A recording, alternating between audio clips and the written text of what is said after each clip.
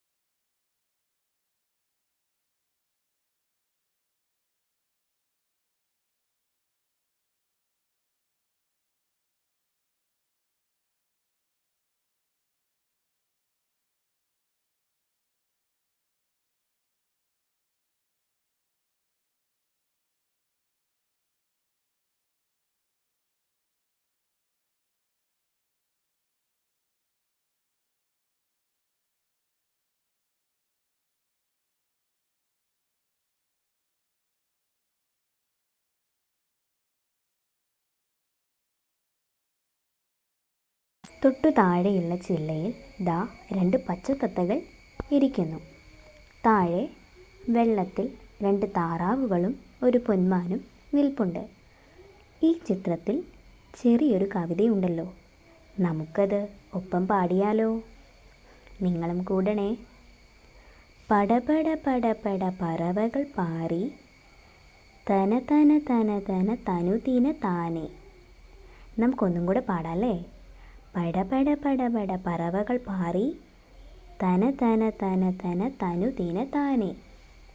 അതെ, പക്ഷികൾ ചിറകടിച്ചു പറന്നുയരുന്ന ശബ്ദമാണ് പടപടപട എന്നത്.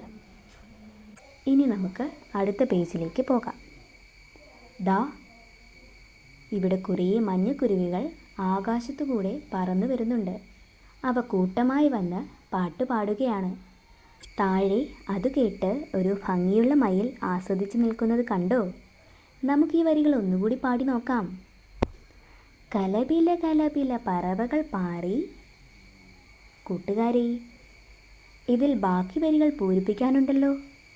നമുക്കത് തന തന തന തന തനുതിന താന എന്ന് ചേർത്ത് പാടി പൂർത്തിയാക്കാം.